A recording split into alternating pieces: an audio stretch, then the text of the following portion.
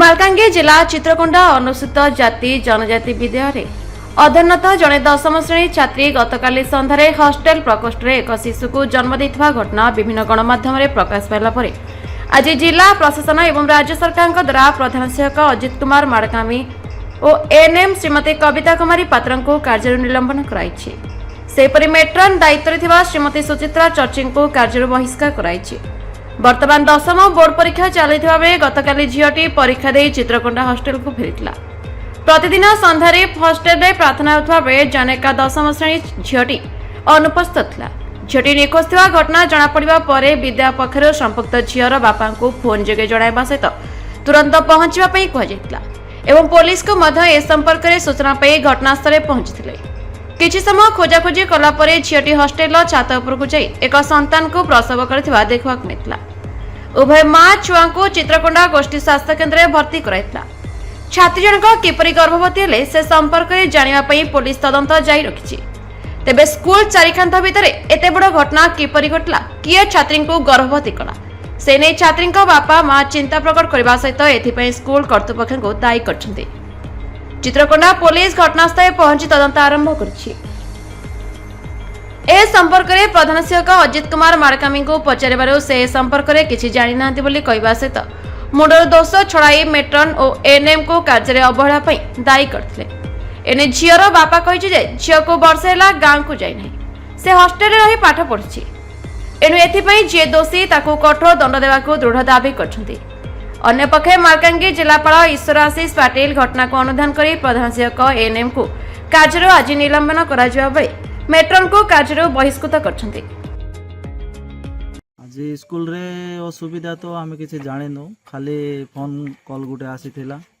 मो गाँवशाली स्कूल रो मैडम कहूली तमे देवी बांकियार बापा कि रामचंद्र बांकिया कि बोला हाँ मैडम मो देवी बांकियार बापा बोल कहबारू से कहला मते नाई तुमर झील दुसु नाई केते बेले दुसु नाई नाई संध्या 7टा 8टारू दुसु नाई कौन तुम घरे जाइए कि बोलिक कहला नाई मैडम आसी ना नाई आम खोजुचु पाइनु बोलारू से माने कहला नाई तुम आस तुम जमती हेले भी आस बोलिक कहला को आम आइलु गाँव आउ मोर सहयोगी भाई मान को भी केत जन को कहली एमती एमती आम झील दुसु ना स्कूल रे थिला जीवा टिके बोला को आइलु आइला बेलू को आमको कहले मैडम माने नाई तुम झील दिशीगला कौटी अच्छी नाई छात उपरे अच्छी नाई हेटी अच्छी एमती गोटे 2टा 3टा जगार बुलाइला परे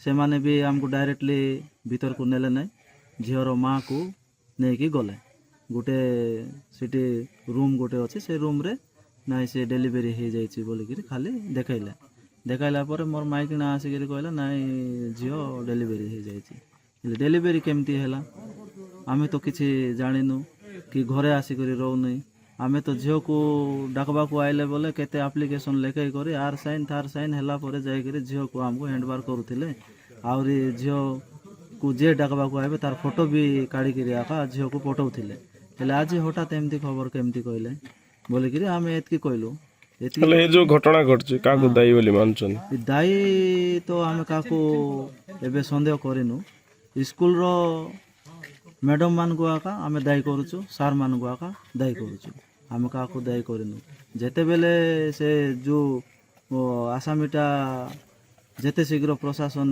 खोजिकी बाहर करबे सेते बेले आमे जानी पारबु जे ना ये लोक पय एमती हेछि बोली कहि पारबु एबे आज मो झियो सिना गोटे झियो एमती हैला काली को आउ गोटे 2टा झियो सेमती हेबे नै बोली कि कोन ग्यारंटी अछि कि एबे स्कूल रे गोटे गाँवशाली स्कूल जदि लेडीज रोचंती सेठी लेडीज को गाइड करबा पय मैडम माने रोचंती ले से मान को जदि सेते गाइड करबार नै बोले सरकार को लेके करे दे दियंतु तांकर चाकरी छाड़ी दियंतु जदि सतरे सरकार जदि हेइथिबो स्कूल रे एमती घटना हेछि बोले मो से माने जानि चंती जानबे जदि बोले से मान को चाकरी रो बहिष्कार करा जाओ ठीक प्रथम परिचय मु श्री अजित कुमार माडकामी प्रधान शिक्षक सरकारी एसएसडी बालिका उच्च विद्यालय चित्रकोंडा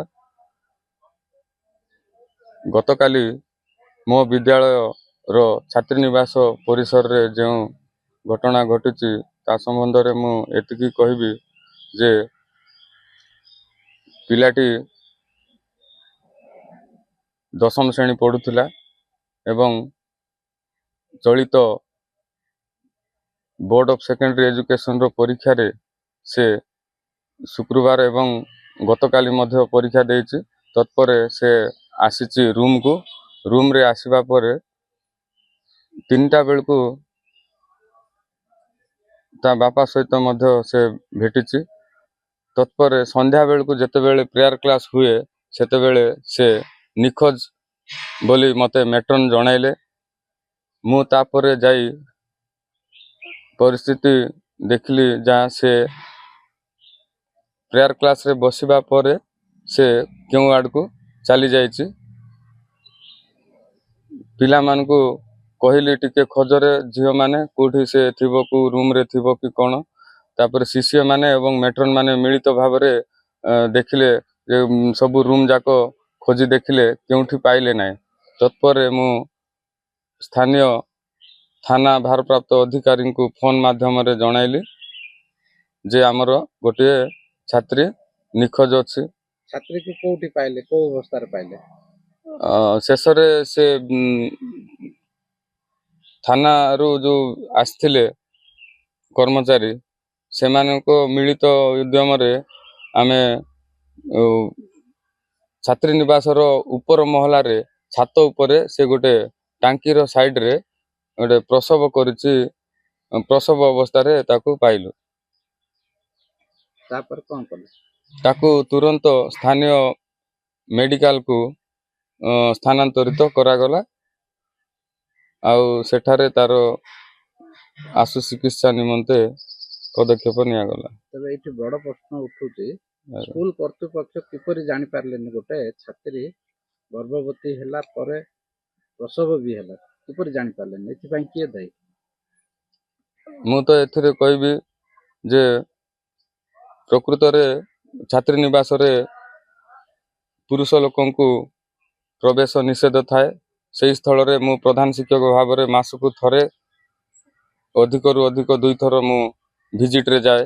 ତାହା ବି ମେଟ୍ରନ୍ ଏବଂ ଶିଷ୍ୟମାନଙ୍କର ସହାୟତାରେ ମୁଁ ଦେଖି ଆସେ। ଆଉ ଏଥିରେ ମେଟ୍ରନ୍ ଏବଂ ଏଏନ୍ଏମ୍ଙ୍କର ସମ୍ପୂର୍ଣ୍ଣ ଦାୟୀ ମୁଁ କହିବି, କାହିଁକି ନା ସେମାନେ ତାଙ୍କ ସହିତ ପୁରା ଏକମଟେଡ୍ ସବୁବେଳେ ରହନ୍ତି। ତ ସେମାନେ କେମିତି ଜାଣିପାରିଲେନି? ଯଦି ଜାଣିଲେ ମୋତେ ଜଣେଇଥିଲେ ମୁଁ କୌଣସି ପଦକ୍ଷେପ ନେଇପାରିଥାନ୍ତି। ତେବେ ସେ ଝିଅଟି କିପରି ଗର୍ଭବତୀ ହେଲା, କ'ଣ ଆପଣ କ'ଣ ଅନୁମାନ କରୁଛନ୍ତି, କ'ଣ ଆଶଙ୍କା କ'ଣ କରୁଛନ୍ତି? ବିଶେଷ ସୂତ୍ରରୁ ଯାହା ମୁଁ ଜାଣିବା ପାଇଁ ପାଇଲି ଯେ ତାର ପୂର୍ବ ସମ୍ପର୍କ ତାର ଗାଁର ଜନୈକ ପ୍ରେମିକା ସହିତ ତାର ସମ୍ପର୍କ ଥିଲା ବୋଲି ମୁଁ ଶୁଣୁଛି। ମାଲକାନଗିରି ଜିଲ୍ଲାରୁ ଜିଲ୍ଲା ବ୍ୟୁରୋ ଶଙ୍କର କ୍ଷେତ୍ରୀଙ୍କ ରିପୋର୍ଟ, ଦ ରିପବ୍ଲିକ ଓଡ଼ିଶା 24 ନ୍ୟୁଜ୍।